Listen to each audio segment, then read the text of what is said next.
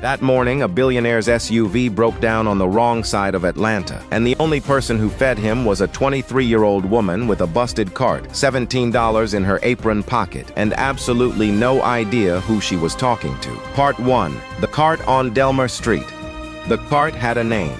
Hand-painted in blue letters on the side panel, the paint chipping at the D and the bottom of the S, it said, Daddy's Southern Smokehouse. Cassidy Monroe had been running it for 4 months. Every morning she woke at 4:30, drove her father's beat-up Chevy Astro to the commercial kitchen space she rented by the hour on Auburn Avenue, prepped her brisket and her smoked chicken and her collard greens, loaded everything into the cart, and was set up on the corner of Delmar and 9th by 7:15. Her father, Raymond Monroe, had run the same cart for 19 years. He'd built a reputation the slow way, 1 plate at a time, 6 days a week, rain and 90-degree Atlanta summers, and the 3 years when the city kept moving his permitted spot, and he had to start over finding his regulars again.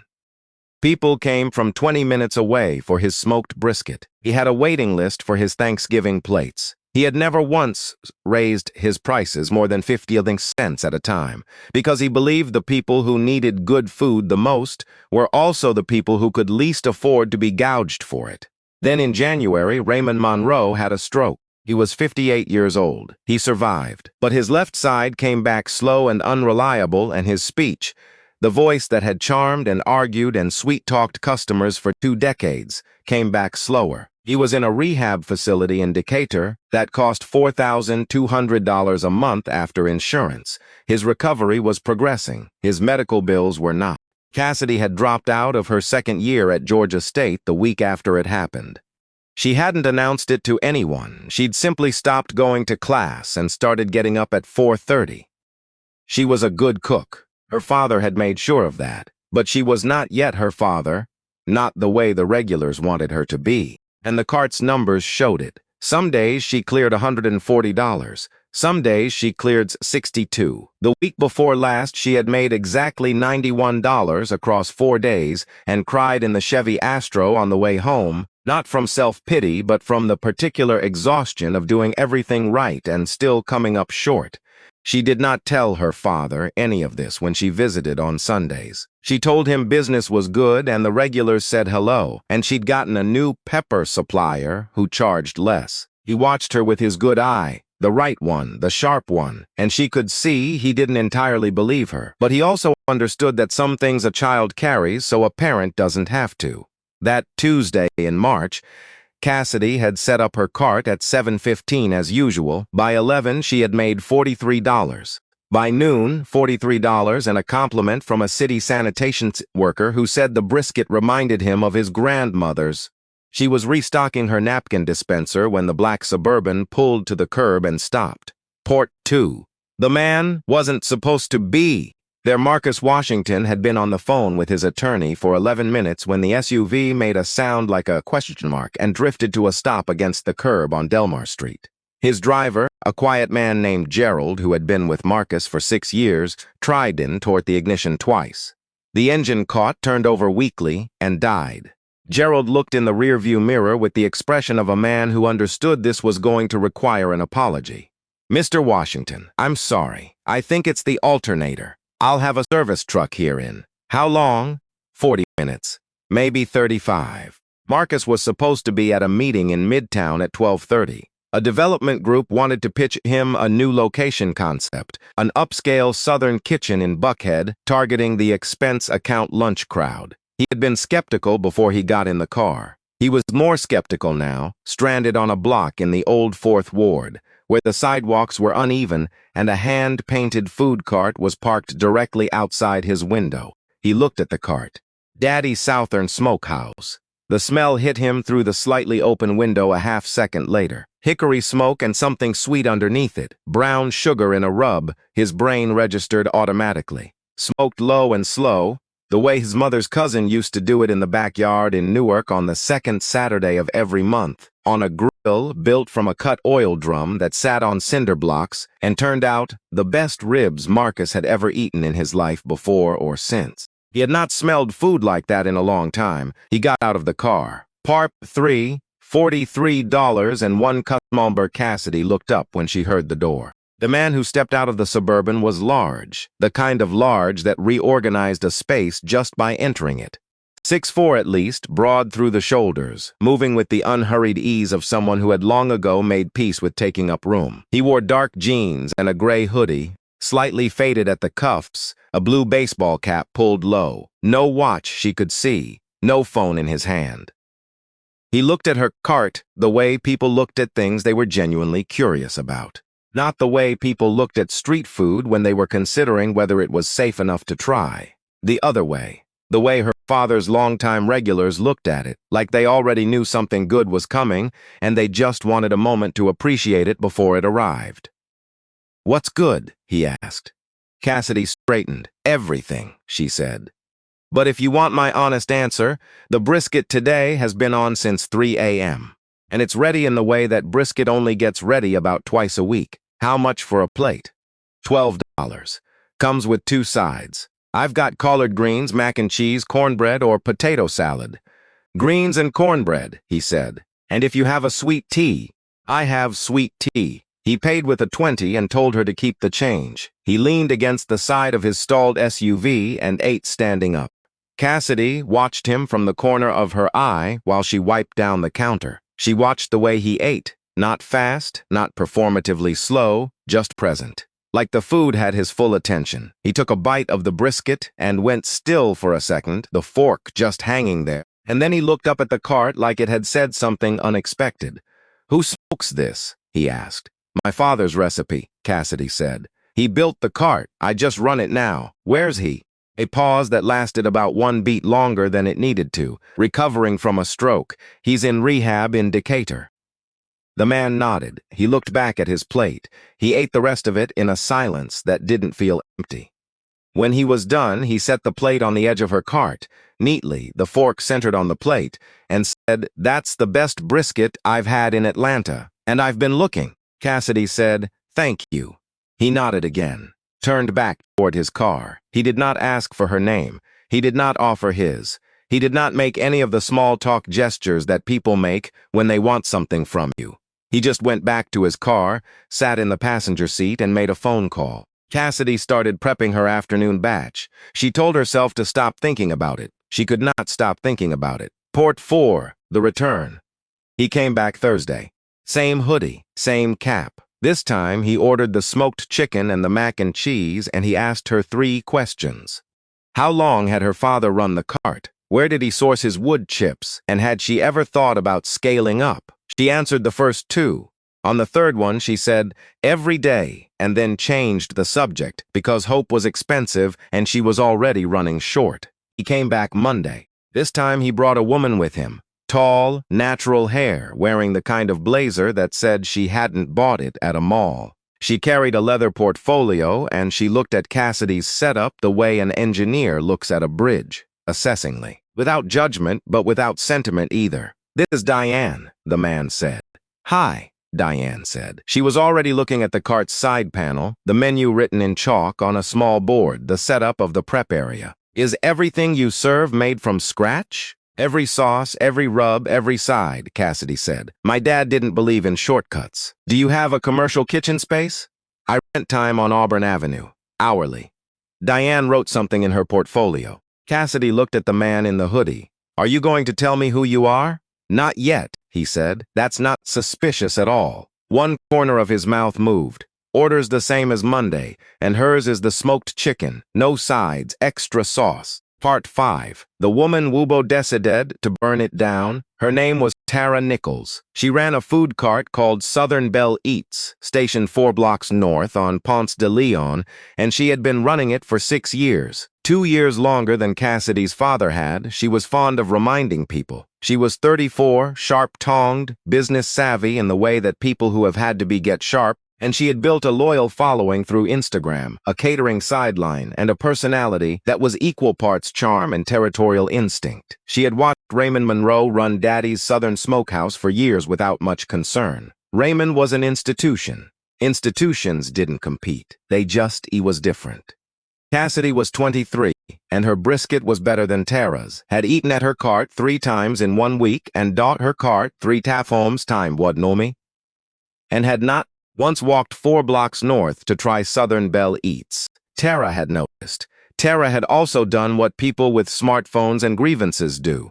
She had photographed Cassidy's cart, cross-referenced the hourly rental kitchen on Auburn Avenue, and filed an anonymous tip with the Fulton County Health Department, suggesting that the cart's refrigeration unit was operating above safe temperature, and that the prep environment might warrant inspection. She did it on a Wednesday evening. The inspection notice arrived at Cassidy's rented kitchen space Friday morning. Port 6.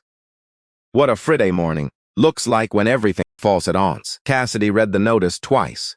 Then she sat down on an overturned milk crate in the corner of the rental kitchen and looked at the bare concrete floor. The inspection was scheduled for the following Tuesday. If violations were found, the cart would be shut down pending review. The process could take 2 weeks. It could take 4. And without the cart, without those $12 plates and the regulars and the Tuesday man in the hoodie who tipped well and ate like the food meant something to him, she had no income. Raymond's February bill was already 30 days past due. March would come due in 11 days. She called her father's facility and asked to speak to his care coordinator. She explained the situation with the careful, controlled voice of someone who has practiced holding things together over the phone. The coordinator was kind. They could offer a 2-week grace period. After that, a late fee. After that, a conversation about alternative arrangements. Cassidy thanked her, hung up, sat on the milk crate for another 3 minutes. Then she stood up, washed her hands, and started her 4 a.m. prep, because that was the only thing she knew how to do. Part 7. What Gerald saw from the driver's seat. Marcus's Suburban was parked on Delmar Street at 11:50 when Gerald, without being asked, said, "She's not set up today." Marcus looked up from his phone. The corner was empty. No cart, no chalk menu board, no smell of hickory smoke drifting through the half-open window. "She was here Friday," Gerald said. "I drove past on my way to pick you up from the airport. Cart was there. She was setting up." He paused. "She wasn't here Saturday." Marcus looked at the empty corner for a moment. Then he said, "Find out what happened." Gerald made 2 phone calls in the next 20 minutes. He had a talent for finding out things efficiently and without drama, which was one of the reasons Marcus had kept him for 6 years. The second call got him the inspection notice information through a contact at the county permitting office. He relayed it to Marcus without editorial comment. Marcus sat with it for a while. He looked out the window at the empty corner. He picked up his phone and called Diane. "The cart on Delmar," he said. "I know," Diane said. She had already looked into it. "Anonymous complaint, health inspection Tuesday. I'm running down the origin of the tip now." And a pause. It came from a registered food vendor on Ponce de Leon. Cart called Southern Belle Eats. Marcus said nothing for a moment. How close is she to losing the cart permanently? Close enough that Tuesday matters a lot. Fix it. Part 8. The Inspector and the Immaculate Cart. The health inspector who showed up Tuesday morning was a 20-year veteran named Bernard Okafor, who had seen every version of every kind of food operation in Fulton County and could tell within 45 seconds of walking into a kitchen whether the person running it cared. He walked into Cassidy Monroe's rented kitchen space at 9 a.m. He spent 40 minutes. He checked the refrigeration units, all operating at correct temperature, logs maintained, calibrated within the last 30 days. He checked the prep surfaces, spotless, sanitized on a documented schedule. He checked the cart itself, clean, organized, no signs of pest activity, storage properly segregated. He found 0 violations, not one. He also found, tucked in the permit folder that Cassidy handed him at the beginning of the inspection, a letter on Washington Hospitality Group letterhead, signed by the company's legal counsel, noting that WHG had conducted an independent food safety review of Daddy's Southern Smokehouse on behalf of a potential business partnership and found all practices to be fully compliant with Georgia Department of Public Health standards. Bernard Okafor looked at the letter, then at Cassidy. Then back at the letter. "Washington Hospitality Group," he said. "Yes, sir," Cassidy said. She had received the letter by email at 6:47 that morning. She had no idea how it had been produced, who had arranged it, or what it meant. Bernard stamped the inspection report. Passed, no vicolations. He handed her the copy, wished her well, and left. Cassidy stood in the kitchen, holding the stamped report. She sat back down on the milk crate. This time, she stayed there for a full 5 minutes. Part 9. The conversation that changed everything. He was at the cart at 11:30 on Wednesday. Same hoodie, same cap. Cassidy had the cart set up and open and 3 customers ahead of him. She served all 3 without rushing. When Marcus stepped up, she said, before he could order, "You sent that letter." He said nothing. "The inspection letter, from Washington Hospitality Group." She kept her voice level. "I don't know what that is or who you are, but that letter is the reason I still have a cart this morning. The inspection would have cleared you anyway," he said. "Your operation is immaculate, but someone filed a bad faith complaint and I didn't have 2 weeks to wait out a review." She looked at him directly. "Why?" He met her eyes. "Because your father built something worth protecting." A beat of silence. The traffic on Delmar moved past. A bus sighed to a stop half a block down. "I need to know who you are," Cassidy said. "I know." He took his cap off, which he had never done before, and set it on the edge of the cart. His head was shaved close. Without the cap, he looked different, not more or less imposing, just more present, more himself. "My name is Marcus Washington. I own a company called Washington Hospitality Group. We have 43 restaurant locations across 9 states. Our flagship concept is a fast casual Southern kitchen brand called Southern Comfort Kitchen." Cassidy was quiet. "I've been eating at your cart for 3 weeks, he said, "because the first bite I had here reminded me of the only food that ever made me feel like I was somewhere safe. And in my business, that's the rarest thing in the world to find." She looked at him for a long moment. "What do you want?" "I want to make you a proposal." He reached into the front pocket of the hoodie and pulled out the small spiral notebook she'd noticed on his first visit. He opened it to a page near the back and set it on the cart counter in front of her. She looked at the page. At the top, in block letters, Cassidy Monroe, Daddy's Southern Smokehouse. Below it, 3 lines of notes in small, dense handwriting. She couldn't read all of it, but she could read the circled words. Depa flavor, Tekneknichi, Offnich, and at the bottom of the page, underlined twice, the real thing. "I want to bring your father's recipes into Southern Comfort Kitchen," Marcus said. "Full credit, your name and his on the menu, a licensing arrangement that pays your family a royalty on every plate sold. And I want to offer you a role building out the culinary program, developing new items, training kitchen staff, maintaining the standard." He paused. "The salary would cover your father's care, fully, with room left over." Cassidy looked at the notebook page, then at him. "And if I say no? Then I order the brisket and I come back next Wednesday and I don't mention it again." She picked up the notebook, read it more carefully, set it back down. "Why not just buy the recipes?" she said. "Why does it have to be me?" "Because the recipes are not the thing," Marcus said. "The thing is what you do with them. The way you adjust for the day, the way you taste as you go, the way you explain to a stranger what makes the brisket different today than it was Monday. That's not in a recipe, that lives in a person." He picked up his cap, put it back on. "Your father didn't build this cart. He built a way of caring about people through food. You inherited that. I'd like to build something with it." He paused. "Think about it. There's no deadline." He paid for the brisket with 2 20s and told her to keep the change. She stood at the cart for a long time after he left. Port 10. What Raymond said. She drove to Decatur that Sunday. Raymond Monroe was in the sunroom of the rehab facility, working on a word puzzle with his good hand. His therapist said his cognition was completely intact. It was only the left side and the speech that were still building back, slowly and with effort, like a road being repaved 1 section at a time. She sat across from him and told him everything. He listened the way he always listened, completely, without interrupting, his good eye steady on her face. When she finished, he set down his pen. He pointed at her, then at his chest. Then he made a motion with his hand, flat, moving forward like something continuing. She understood. She had always been able to read him. "You and me," she said, moving forward. He nodded. Then he tapped the table twice, his version of emphasis. "He wants to build it right," she said. "He said your name goes on the menu." Raymond's eye went bright. Not wet. Her father was not a man who cried easily, but bright in the way eyes go when something lands exactly where it was supposed to. He pointed at her again. "I know," she said. "I know it has to be my decision." He tilted his head slightly. The half-question he had always used since before the stroke. "I'm scared," she said, "but I think he means it." Raymond Monroe looked at his daughter for a long moment. Then he picked up his pen.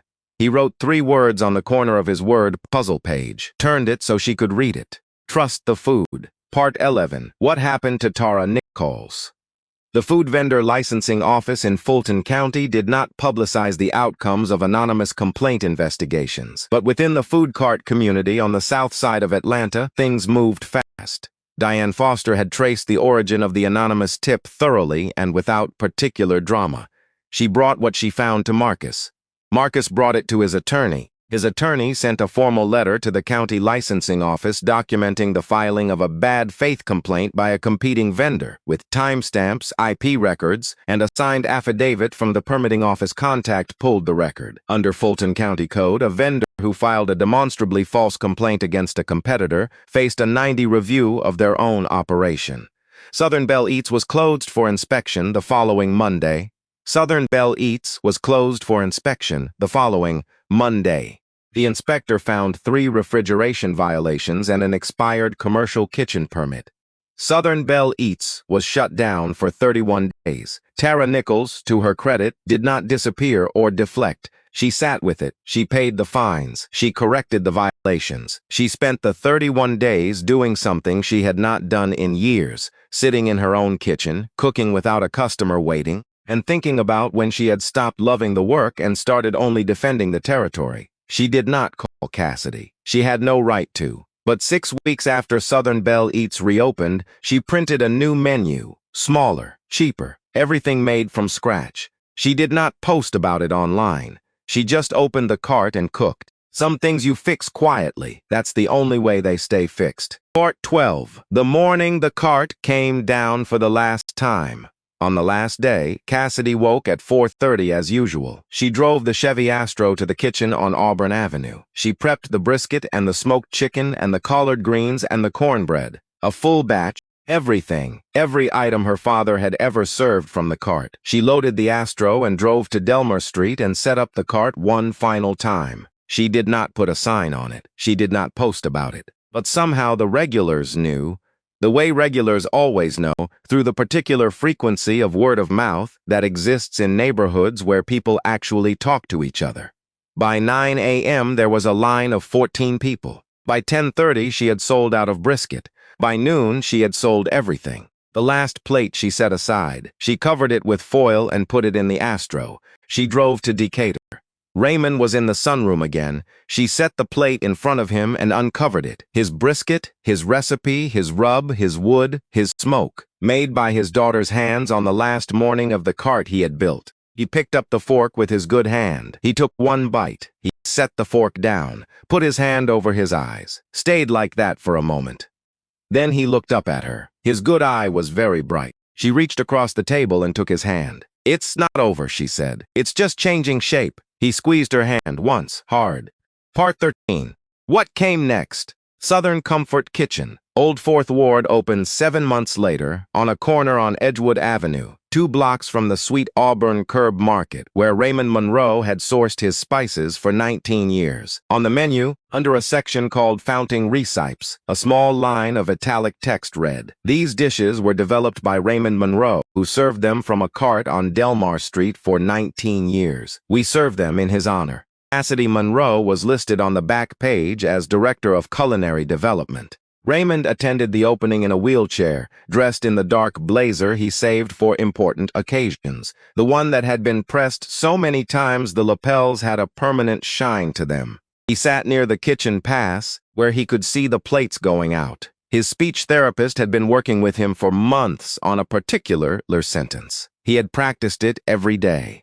When the first plate of brisket left the kitchen and passed in front of him, brown sugar rub, hickory smoke, the collard greens, and cornbread alongside, Raymond Monroe said, slowly and clearly and with full intention, "That's right. 2 words. 19 years and a stroke and 4 months of a daughter waking at 4:30 and one billionaire eating lunch off a paper plate on a street corner. 2 words. That's right. Epilogue. Marcus Washington still carries the spiral notebook. It is not the same one. He's been through several, but it's always the same kind. Spiral-bound, small, the kind a middle school kid might use for algebra. He still wears the gray hoodie sometimes. Not to every restaurant. Not always. But when he wants to know something true about a place, when he needs to understand what happens at the door and at the counter, and in the space between a plate of food and the person eating it, he puts on the hoodie and he goes alone and he pays with cash and he writes in the notebook.